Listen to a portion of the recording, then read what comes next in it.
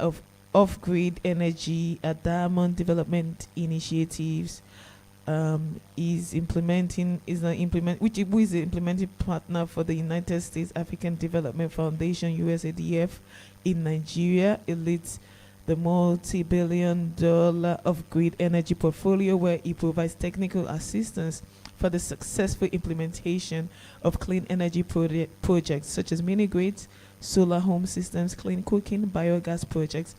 To date, he has implemented over 60 energy projects, implementing impacting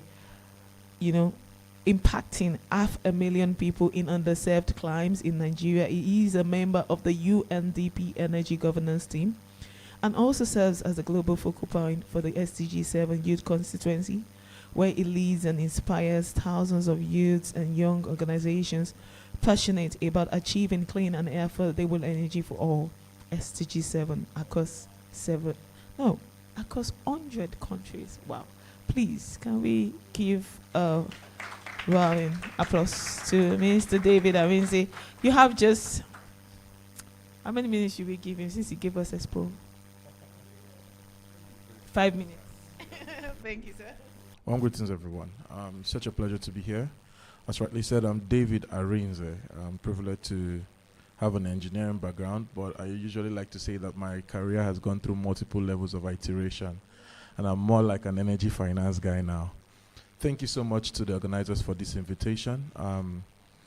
I would like to just focus on the Nigeria Energy Transition Plan. How many of us know about the Nigeria Energy Transition Plan? If you don't know, can I see your hand? Excellent. Okay, so it's not a bad place to start. So the Energy Transition Plan was put together by relevant stakeholders within the industry, also supported by donor organizations. And just like we have a very good background that the former president, Muhammadu Buhari, at COP26 in Glasgow, affirmed to the whole world that Nigeria will achieve net zero by 2060. The truth is, before that announcement was made, there had been plans for us to, for the country to have a national energy transition plan, and this has been published. It's in the public domain. Feel free to check it out. But 5 key sectors are being targeted, and it's one plan that is being said to run on gas. And so, what are these sectors? Power, cooking, industries, transportation, and one more that oil and gas. So even the plan is that even proceeds from the oil and gas sector are supposed to also be used to help fund the clean energy transition, because again, it's a transition. We would not just appear from using fossil fuel or being a fossil fuel dependent economy to becoming a clean energy dependent economy. But with all of these declarations lie several opportunities. Opportunities as career professionals who are coming to the sector, opportunities as entrepreneurs. I'm very passionate about entrepreneurship and energy entrepreneurship in Nigeria today, because I personally have this thinking and bias. You may call it a bias, you may call it a belief. But I feel that we would not achieve the kind of energy transition that is just equitable and inclusive if we do not strengthen local content. If Nigerian companies and businesses cannot come up with relevant innovations that are bankable and commercially viable to drive this transition, I don't think we'll really be able to achieve this transition that we hope to achieve. And I'll tell you why. Energy is a business, and it must be paid for. And so if we are looking at transitioning and being able to attract the relevant kind of financing that would propel us in the direction that we should go, definitely it has to be bankable, because nobody wants to flush his monies down the toilet. Taking a leaf from the report that was published by the International Renewable Energy Agency earlier in this year at the Spain International Renewable Energy Conference in Madrid, global spending on renewables, 70% of global spending was by US and China. If you come down to sub-Saharan Africa, oh, you're laughing, sir. The number is, the percentage is less than 5%. And yet you still have a continent who has over 670 million people without access to energy. If you look at the recent report that was published by SE for All just last week on the progress on SDG 7 at the high-level political forum in New York, you see that the progress has been made, but how much progress are we making in sub-Saharan Africa? It's not all gloom, because there are huge opportunities as well for players in the room and those who may be joining us virtually and those who may get to catch up with this recording after now, that there are a lot of opportunities, either in the clean cooking sector, the energy, the mini-grid electricity access sector, the solar home system sector, whatever it is. Because again, when you look at what this transition plan hopes to achieve and the huge gap that it presents, it only makes sense for us to be able to approach it from a commercially viable manner. And so what are these opportunities that exist today? I mean, a colleague, Deborah, had given some background onto some incredible initiatives that are already in the sector today. REA has the Rural Education Fund and several other initiatives that are providing some sort of incentivized funding for those who may have the tenacity and resilience to run bankable companies and businesses within the sector. Our organization, Diamond Development Initiatives, are implementing partners for the United States African Development Foundation in Nigeria, and we also have an Off-Grid Energy Challenge. This challenge has been able to fund some of the biggest companies that we have on the scene in the renewable energy landscape today. So what am I trying to tell you? If you're thinking of starting a clean energy business, now is a good time to start, because there are several opportunities on the ground that can help you even fund your very first project. Some funders, at the end of the day, while it is important for us to look at things from a commercial perspective, whether you get an incentivized funding, whether you get a grant here or a blended finance, anybody who knows, who is looking to do serious business with you, want to look at the potential of scalability and the potential of growth of your company and your business model. And if one cannot answer that question, yes, we have a problem, because then you will not be able to unlock the relevant financing that you need. And so in my call to action is, in as much as we begin to think around it and think about the opportunities that may exist, if you do not look at it from a point where whatever it is that you're doing is bankable and commercially viable, there's no point starting in the first place. There are current incentives on the ground. There are several opportunities on the ground that are happening in the country and even outside the country that you can leverage today. But it's important to have this perspective. As I try to wrap up my intervention, like we like to call it at the UN, one key thing is critical. With the fact that these challenges are there, I want us to have a different lens and different mindset towards this, that it's a huge opportunity that exists. And so thinking around it, you just need to have an open mind towards what are the challenges that people are facing? What are the opportunities that currently exist? And who do I need to begin to talk to? REA is one important organization. USADF is also another one. And there are several others within the country that are willing to counsel you and grow. And for those who may not even be entrepreneurs and you're thinking of, how do I even get into this sector? I want to mention that there's a place for everyone. Whether you are a legal person, or a lawyer, or you're a finance person. A lot of people that are working in this sector today, in fact, we even have medical doctors today that are running renewable energy companies. I tell you, yes. So the sector is not one that, the sector is very open. It's open to receive your innovation, your ideas, and see it as an opportunity for you to just leverage what interventions you have currently operating and see it as a springboard to move on to the next level. And as I try to wrap up, I'd like to say thank you to the organizers again, because as I look at my panel, I see that it's 50% male, 50% female. And and you may not see this as important, but it's important that at every point and time that we do not take the conversation of gender parity to the sidelines. It is critical, even in the way and manner that we engage different engagements with our work and all. It's important for us to always consciously strive for gender parity, even in the workplace, because beyond the fact that it has been scientifically proven, and there's data to back it up, that, of course, women tend to be better managers. I'm not speaking for them, but, I mean, the data is out there. it's important that SDG 5 is one of the goals that need to be achieved, which is gender equality. And so in the course of all that we do, we need to also have this at the back of our minds, that this also needs to be prioritized. And for women in the room, there is also several interventions that are even women-focused, because we want to have more women playing in the sector today than we already have. On this note, I'll pause here. Happy to receive your questions. Mr. Rinze, thank you so much. Thank you. Thank you. A round of applause for all our speakers. They've done so much justice to this energy transition plan, which I believe was launched sometime last year. If I'm correct, the transition plan, it was sometime last year by the former vice president. Yeah, officially, kind of. There was a big launch and the YouTube. I know I watched it.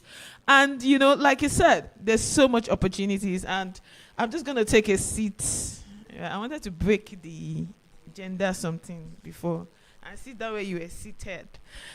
Just so that, exactly, so that I can be, I'm sorry, I need to just move this. Yeah. Good. Okay, so now we're ready for the panel session. And like I said, everybody should just relax. We're going to have a very good time. I have someone in the audience who I know that I met briefly during today's, earlier. And I'm sorry, I'm not trying to put you on the spot. Mr. Dr. Emmanuel? No, the person you introduced to me. David, I'm sorry. He's working in the carbon finance market. I guess. I'm correct? I don't have your card there. Please tell me. You're laughing. Correct, yes. Because we are here in this room filled with opportunities, and it's good for us to tap into it. And, you know, I like where Mr. Rinze ended this conversation. He spoke about opportunities. He spoke about, you know, the gender equality. He spoke about inclusivity and how everybody has a place in this market. It's not just something that is happening arbitrarily. It's something that everybody, you know, has a space where you can work up to somebody. You can work up to the REA. You can work up to FMP, and you can get finance. You can get grants. Not because you know anybody inside, but because you're doing something good that is actually contributing to the growth of the system. And, you know, this, before we go into the panel session, I just wanted to read, you know, something on opportunities by Stephen Covey, where he spoke about problem-minded people. Effective people, he says, are not problem-minded, they are opportunity-minded. They feed on opportunities and starve problems. And that's the reason why we are here. We want to starve the problem, stifle it, and, you know, cash in on the opportunities that there are, you know. So, just to be able, as a starting point, and I'd expect some of us to, you know, send in our questions. If you have questions, please feel free. Is there anyone that has questions in their hands? Because I want to start the panel. Yes, but before you go, I just want to see how many questions we have, just so that one, a lot of questions. Okay, but I'll launch the panel. Thank you. I'm still the moderator. Please give me that opportunity. You know, there's this the transition plan, like I said, and you know, it's good to also meet people who are doing so much about it. Maybe because of, you know, the environment where we come from. You're not seeing a lot of people doing a lot of things in energy, you know, particularly on that side of Nigeria. But, you know, here it's good to see. And where I was going to start from was that, you know, there's this thing that we all talk about, climate change. And there's this recent meet that, you know, somebody said, it was really a powerhouse, I think someone in the years, and said, does climate change really exist? But that's not where I'm going to. Where I'm going into is Nigeria has also pledged, as with all the world, that by first they will come, they will say 2030. Then they will push it again, they will say 2050. And then they push it again, they will say 2060. One day, that day is going to come. But, you know, just as to launch the conversation, and you begin the conversations this afternoon, I'd like to ask, we've said as Nigerians, or the country or the federal government have said, and we have people who work with the government here, you know, that we're going to be carbon neutral. And I'm going to explain what that means, okay? Carbon neutrality means that you're taking off all the emissions in the atmosphere, which means that you are, even from now, which is 2023 to whenever, you're taking out more than you're putting. That's the only way you can achieve neutrality. So, you know, Mr. Amize was talking about the sectors that energy transition, is going into. I see 5 sectors, like you mentioned: power, which is the major, emission. It emits about 48 metric tons of CO2. Please correct me. I'm not, power, there's cooking, there's oil and gas, there's transportation, there's industry. They all have their emissions and what they, the volume of carbon that they're emitting. So the conversation is, and I'd like to start, of course, with the last speaker. What are we doing? How feasible is it? There's no need for us we are professionals. And some of us are, Albert Einsteins in our own zones. So some people know these things. How feasible is it? How can we achieve neutrality? Is it something that is possible? It's just a fad?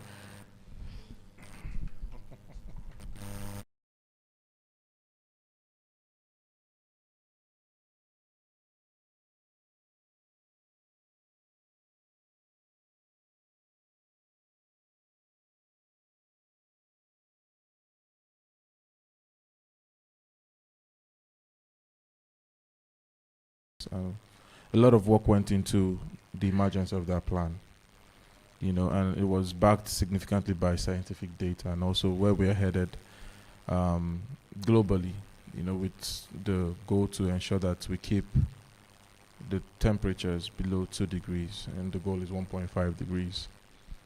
We have the SDGs. I just want to also put this out there. The SDGs, the Sustainable Development Goals, 17 of them, have a timeline of 2030.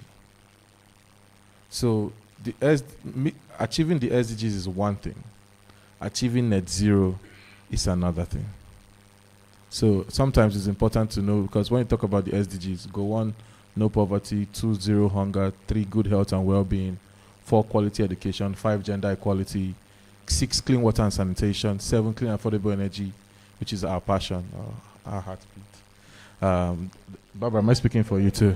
8, decent work and economic growth; 9, industry, innovation, infrastructure; 10, reduced inequalities; 11, sustainable cities and communities; 12, responsible consumption and production; 13, climate action. There's a reason why I'm giving you this masterclass. 14, life below water; 15, life on land; 16, peace, justice, and strong institution; and 17, partnership for the goals. That has its own responsibility. If you have some time, go on to www.sdg.com and you will see what those goals seek to achieve.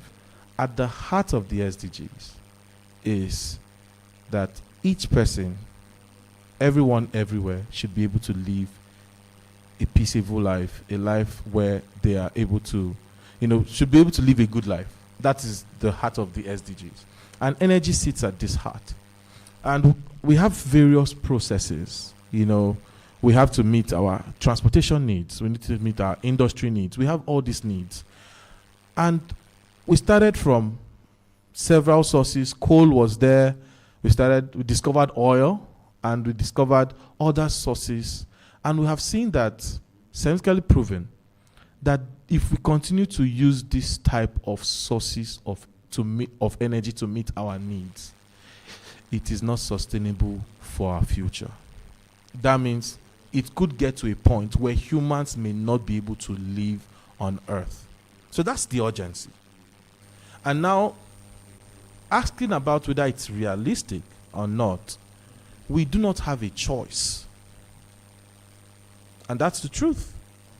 And now we are beginning to see, okay, we have other cleaner sources. That's why it's called renewable energy. What is renewable energy? Energy that does not deplete. If we talk about solar today, which is one of those sources, solar is naturally occurring. Every day that the sun does not rise, you are bothered. And we do not need any machine to power on the sun or power off the sun. Wind technology, another, wind will flow. Does anybody have a wind controller here? Maybe the AC in your room, which is not naturally occurring. And so that's what we have seen as energy sources that could be used to power the various activities of life. We've seen, okay, most people in the villages, for example, because most times we talk about energy access and we tend to forget the subject of clean cooking. Some of us who grew up in the village, and even in the city, because some people still eat roasted corn, and you still like that smoke feeling, and you will see that to meet some of those heating needs, people need to burn wood. But we are saying there are other sources that can be used to still meet this need in a sustainable manner. And that's where the conversation is. So, and I will tell you that we are on a path that it has been scientifically proven that if we use these sources as against fossil fuel sources that have much more harmful impact on the environment, we are likely to ensure that we can preserve the earth. So we shouldn't, because of the fact that we want to meet the needs, our various daily needs, heating, cooling, transportation, whatever it is, power, now make the earth burn and lose the sustainability of the earth. So that's where it is. Thank you. A round of applause for Mr. Arize. Very quickly, we need to release our panelists, and I'll just, maybe I'll just go to the audience and take questions. Please, let's make it very brief, and they will respond as briefly as possible. But again, you can come forward or just stand here and ask your questions. Yes, please, you can come forward. Just tell us your name and let's know what your question is. Thank you.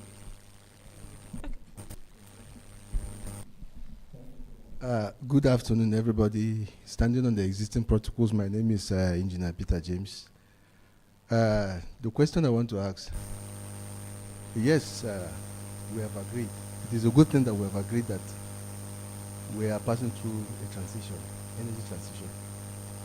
And we are passing through energy transitions, and I believe that one of the major key players are the government.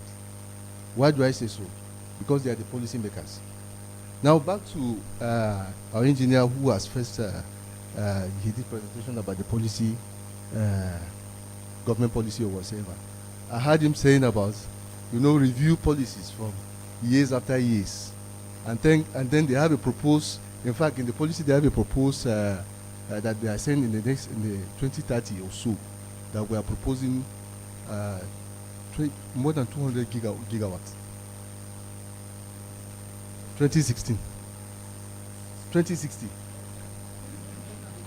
So is a good.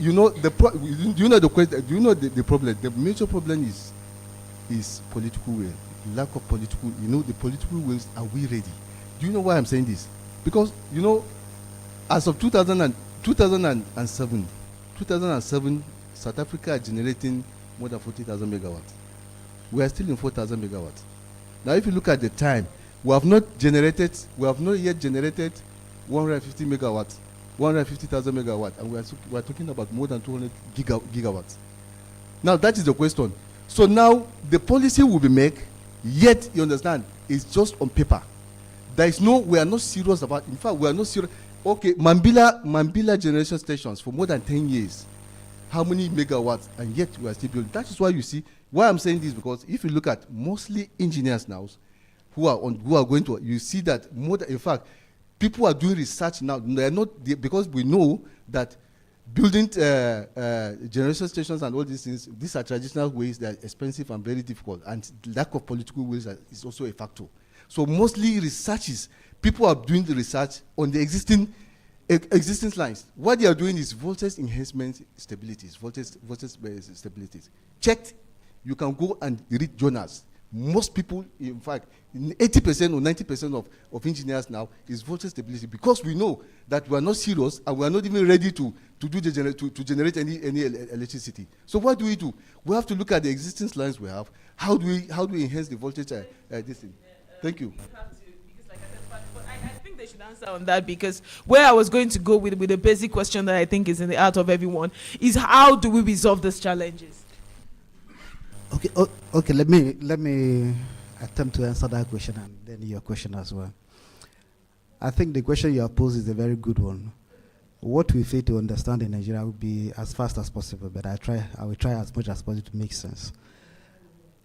What we have in Nigeria currently, when we talk about our capacity, we look at the capacity that is on the grid, and we forget to look about the capacity of our past my neighbor, those people who have generators.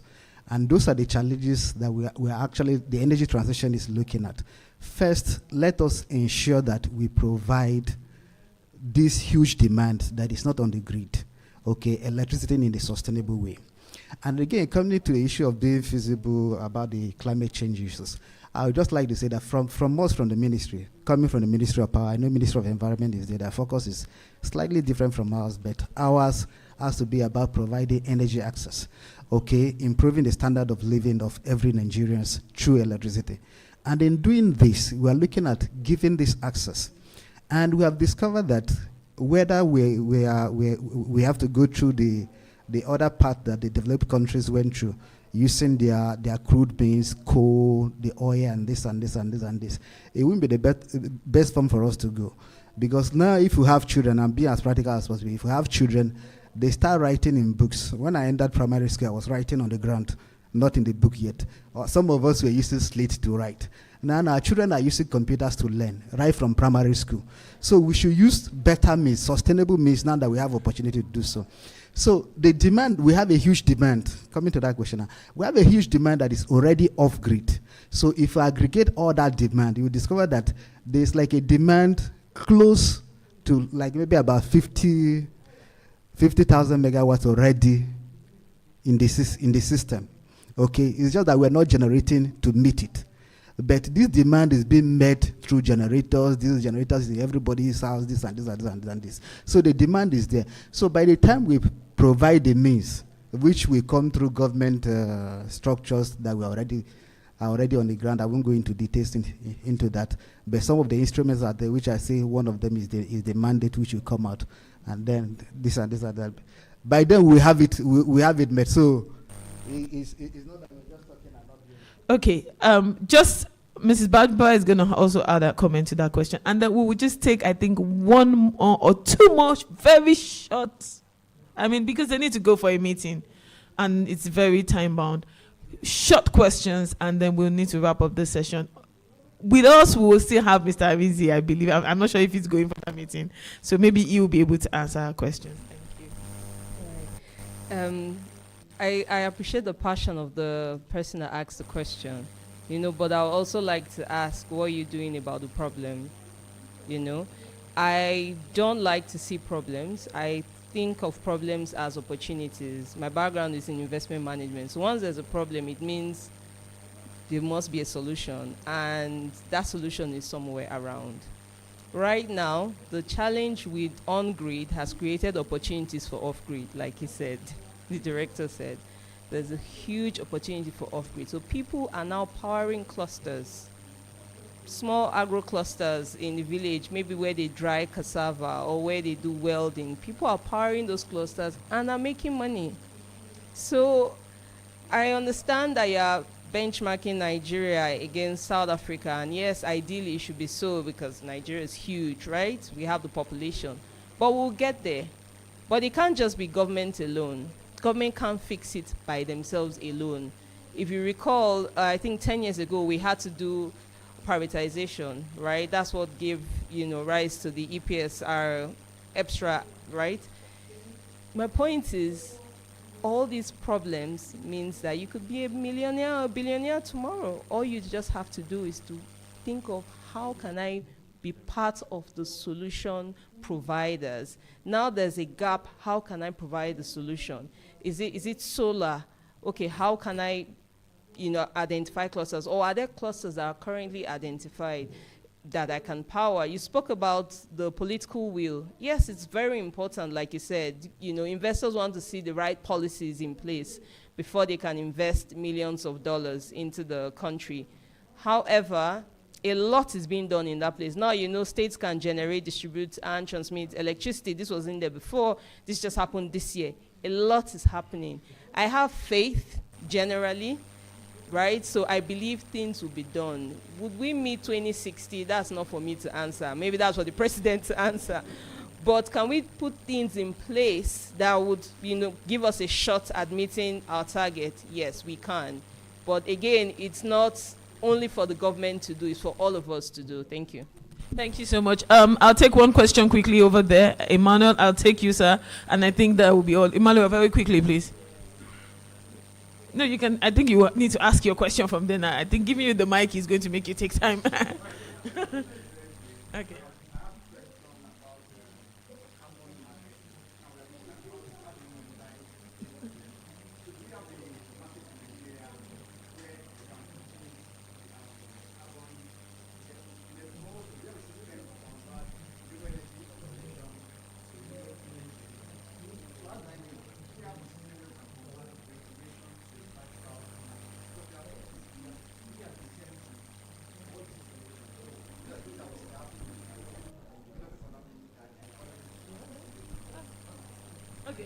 The engineer Ben.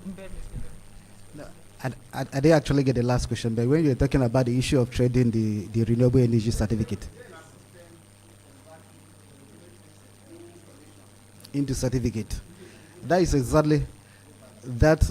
Okay, no. Within the country, we are developing that system. That is what I talk about, the renewable energy purchase obligations. So it is going to come along with that renewable energy trading scheme, which we have to do about renewable energy certificates. So very, very soon. We just signed the act. So it's coming. No. It's going to be by NEC. NEC is the one authorized to do that. The carbon market, I think what we should do is this. We should first create the appetite. Okay, then when we have the appetite, we can begin to bring the carbon trading in all details. You understand? So let's create the demand for this power, and then we begin. Okay, sir. Thank you. So, NEC, follow up in the National Electric RC. Thank you very much, sir. Yeah, thank you. My name is Dr. Femi Balogun. I just want to ask a personal question. I'm interested the way you have just talked about the industry and the opportunities that are there. In my house, I'm on solar most of the time, and I use it and I enjoy it. You know, I'm a conservator in the built environment, so I'm quite familiar with the system.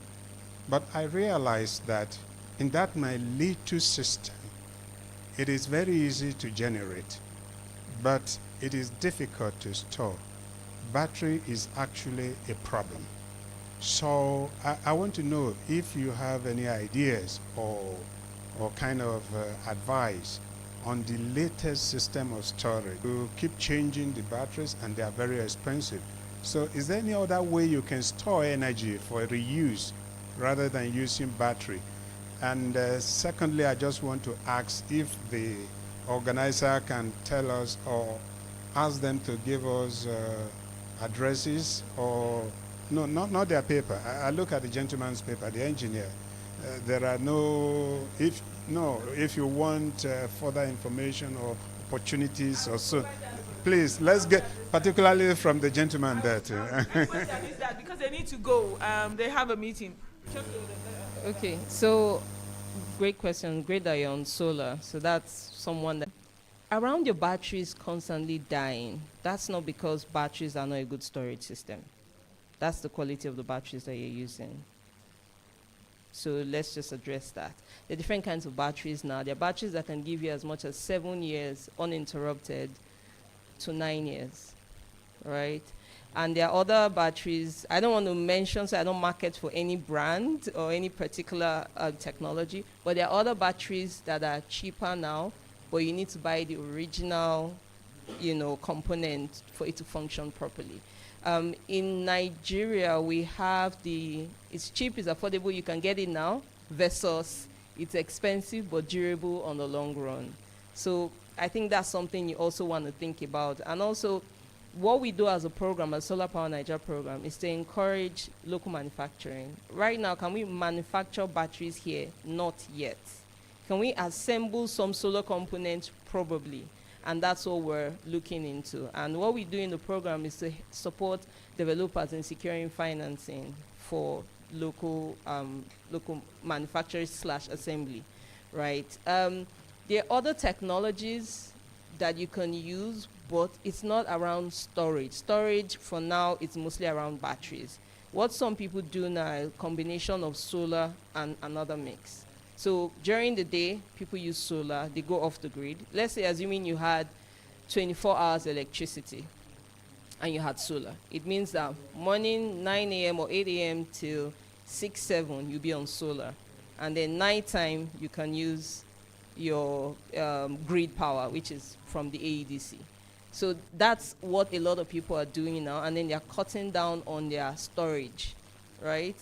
It's just that it's unfortunate now because we don't have the schedule of when you should have grid power. If not, someone like you would just say, give me grid power in the night only. During the day, it's free, free power from the solar, right? So, but there are new technologies. In REA, we encourage research a lot, research and innovation.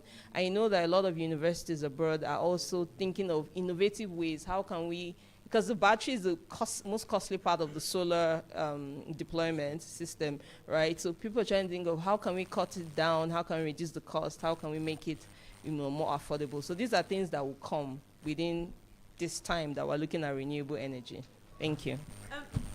I'm sorry, Mr. David, just a second. They have to go for a meeting, but I just wanted to ask, is there any female here? Just so that we go again on the gender equality. Any female that has any question? Okay, please, can you just quickly ask your question? 30 seconds. I see you have a long list. Make it very short. 30 seconds, please.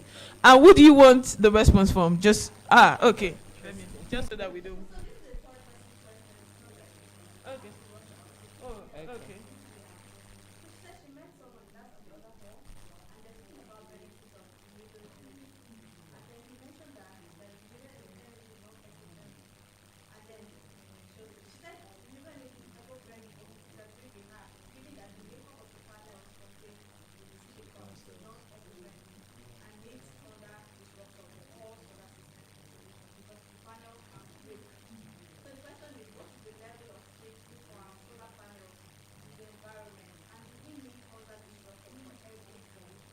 Thank you. Fantastic question.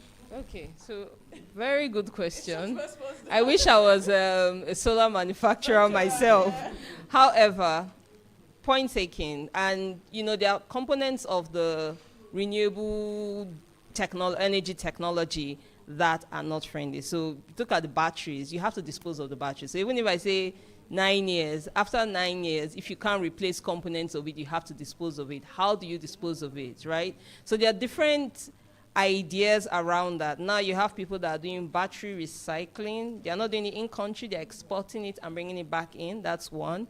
For the panels, you have different products and you have different qualities of the product. I remember SON came up with some specifications last year or so in Lagos. They had a program standardizing the quality, because everyone's talking about solar, everyone's doing solar, and that's why you hear people say this thing doesn't work. It doesn't work. I'm sure you've heard that before, but it's because of the quality of the equipment or the components that are being deployed. You can't stop people from buying cheap quality, but then you can create awareness so that when you're buying a cheap quality, you know the hazards or what to expect. And when you're buying the better quality, you know what you're avoiding against. So these are the kind of awareness that I think we need to do more on. I don't think a lot of this is going on right now, but the more we talk about it, the more it's clear how we can avoid some of these hazards that are due to some of these renewable energy technologies and how we can manage them. Thank you. Thank you very much. Jessica, can you ask your question in 20 seconds? And after that, each of the speakers will do a closing remark because they need to leave absolutely now. Yeah, they need to leave. 20 seconds. Okay. Good afternoon, everyone. So my name is Jessel. I represent an energy company, Carousel Energy. So when he mentioned something about batteries, I literally just nodded because I know that we've had a lot of persons complain about that. We use lithium-ion batteries for inverter batteries. So no, but I'm just trying to give a kind of solution to that. But apparently, you mentioned something about financing, and that's something we are struggling with. Currently, we have to bring over here to assemble, but the products, our batteries, seems to be a bit high end, and that's because of the whole issues of transportation and all of that. So what exactly can REA do for companies? Because he said they are entrepreneurs and they are actually opportunities. We've seen there are great opportunities. So for example, you can be using a battery, but you can be using smart end bulb system, socket and all that could work to help you conserve energy. So what can REA do for entrepreneurs like this? Okay. What can REA do? On one end, we provide grants. We provide performance-based grants. but you have to qualify for that. If you check out the website, we go to a program called Nigerian Electrification Project. It will tell you what kind of grants you can qualify for, right?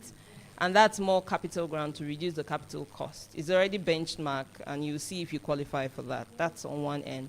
On another end, we also help solar companies raise financing.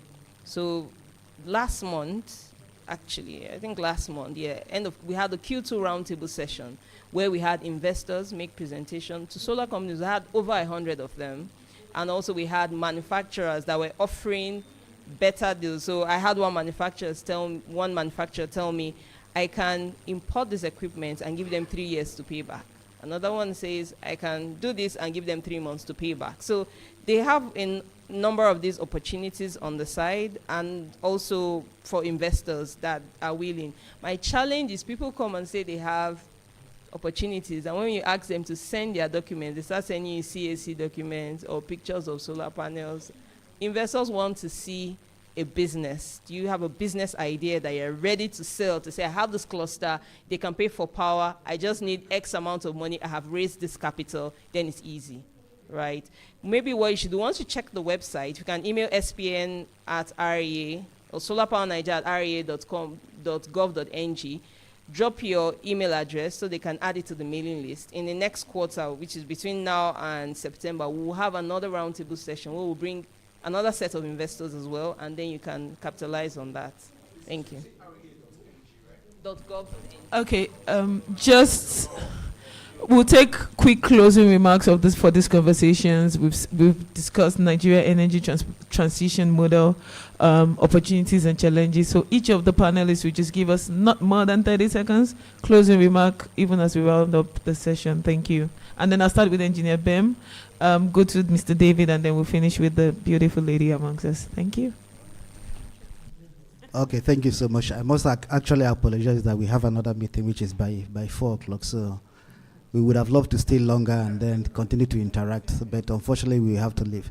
So in the opportunities, some of the opportunities which I mentioned, there is one that looks very, very silent, and I don't think not so many people are interested in it, but it's very, very important. That is human resources, capacity building of human resources. We need that. It is very, very critical. It's an opportunity that you can take and you can develop, and then this industry will actually come alive. Like some of the challenges we mentioned there. Fortunately, we have a lot of financial experts in the sector. Even an engineer has turned the financial expert. And that is very good because we need to match the technology expertise with the financial expertise as well. So that is an opportunity. Artisans who never understand this thing very well. At times they would introduce something to you which should have worked, but it may not work. Example, your case. We have a cutoff voltage, which even for minimal standard batteries, if you have a very good cutoff voltage, your batteries could serve you well. But when you completely drain your batteries in the first month that you purchase them, you discover that they won't last that long. So all those kind of things we need to build on the human resources so that we can have the expertise as well. Thank you so much. Thank you, sir. Thank you for coming. That's good. I just want to say, great questions. Just like engineer had already laid the background, the sector is evolving. And so we have engineers that may not totally understand the concept. Because you can have great equipment, but if it is not properly sized, it will run down. You know, because whether you're looking at lithium battery technology, lead acid battery technology, or whatever technology it is, I just think that it's important that you shine your eyes. If you're going to be solar practitioners or using this sort of renewable energy technology, regardless of whatever it is, you need to be able to ensure that you're speaking with people who really know what they are doing. You know, that's on the consumer side. Because if your system works well, you will recommend it for other people. And we need more good testimonials in the sector for the sector to thrive. I don't need to convince you that fuel is good enough to power your vehicle. It has delivered time and time and again. We need to have that kind of good standing, you know, for the sector as well. And for those who may be practitioners, may be running a business, it's important that you do the job rightly. Don't see it as a get-rich-quick scheme. The sector is evolving and it's growing. And to get to a point where you will be happy that you invested early enough and cashed in, but it's important that you stay at it. And finally, for those who are looking at, for like you rightly said, all these websites, REA, and several of them as well, regardless of whatever they are, there's something called a subscribe button or a sign up for newsletter. You may not have that time to keep on checking this website, but once you sign up as a subscriber or sign up for their newsletters, whenever there are opportunities, you will receive it in your inbox. So that's another thing I just wanted to mention. Thank you. All right. Thank you very much. Been an interesting deliberation. I think I'll just close by saying there are opportunities, right? Looking at energy transition, it creates opportunities. However, a lot of these opportunities require research, requires innovation, requires a mindset shift from the norm, from the usual to the future. And I think we're all here for a purpose, meaning there are many things we can take back and do better. And for me, it's showing that there's so much interest in energy transition. And I'm looking forward to having you guys at our roundtable session and also engaging further. Thank you very much. Thank you. Please, a big round of applause for all our panelists. I'm not sure, are we taking pictures? Media, are we taking pictures? Please, let's do that very quickly. Even as we leave here, please, the conversation still continue. Tomorrow is day 2, and we have keynote sessions, still talking about financing. So if you need money, I think you should be there. We'll have the Edge awareness workshop tomorrow as well, green financing. We'll have lessons from abroad, framework for sustainability. So tomorrow also is going to be packed, and we look forward to having each and every one of you. Thank you so much for your time. Thank you for waiting till the end of this session. I've learned a lot. Energy is not really my sector, but buildings do need energy. Like you said, energy is in the center of it all, and I do appreciate your time. We couldn't have had a wonderful session without you being here. Thank you very much, and thank you for your time here. Thanks.